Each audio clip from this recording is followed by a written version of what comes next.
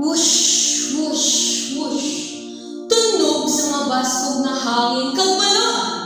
Boom, boom, boom. Tunog sa nagkalatumba nga puno sang saging kag niyong. Mga bubong sang balay ato na sa tihak barangay. Mga baboy nga hinigtan damugid ang nagkalamatay. Amo ini ang masaming nagakatabo sa oras nga ang mabaskog nga bagyo magaigo. Ang kadadughan nagakuba-kuba, ang mga bibig puno sa mga pulba. Sa oras antes ng bagyo, sa pagpreparar hindi kita matublag. Higtan ng bubong, ang gamit sikyaron. Sa pagpaghanda hindi kita mabagbag. Ang hadlok sa atong tagipusoon hindi gid mawaswas. Apang sa pagsigurado sa atong kalag mismo, agod niya hindi mahulog sa kalayo sa impyerno. Ano ayhan ang aton sarang maibaylo? Ano ayhan ang sarang naton masakripisyo? Sa libro sa Hebreo, Kapitulo 9:27 ang versikulo. May gintigana nga ang tao mapatay kasunod ang paghukom. Sa oras kaini, magakudog kaayhan o magayahom. May suspeta ka bala na mas madamo ang minuhat mo nga matahon.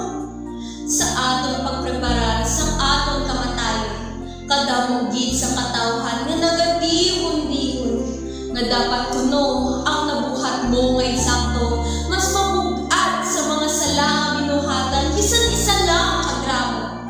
Kiluhan na madako ang kalabanan nga naekspektat sa iban. Sa ila pag-atubang sa hari, kag sa iya ginharian, kiluhon ang tagsa kabinuhatan. Kaginali, mas mabugat ang kalainan. Sa nagadaba-daba ang kalayo sa impyerno, ang sigurado na pakadtuan. Apang si Apostol Pablo sa iya sulat sa mga taga-Efeso, iya gipahayag nga hindi ini insakto. Bugay ang kaluwasan, hindi na base sa binuhatan. Si Jesus nga sa krus kinlansang, sa iya lang gid ang kaluwasan. Bugtang mga pamatanon, bugtang mga abyan, suksuka ang helmet sang aton kaluwasan. Puluta ang espada nga may duha ka talon, iwaragwag sa kadam-an nga si Jesus aton sipahon.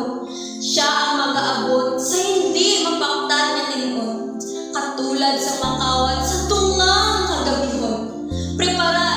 Preparar ang aton lampara, kay sa iya pag-abot kita gid ang lubos nga masadya. Ang mabaskog nga bagyo tuman gid nga makaharadlok, ang huni sang hangin taman gid nga makakilibot.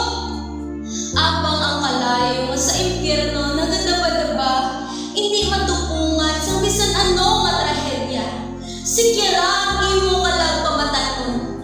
Tulo ka kay Jesus nga may dako ang paglaom. Paulihin ikaw sa mga butang sa sining kalibutan. Kay sa iya magkari, ikaw gid ang ara sa unahan.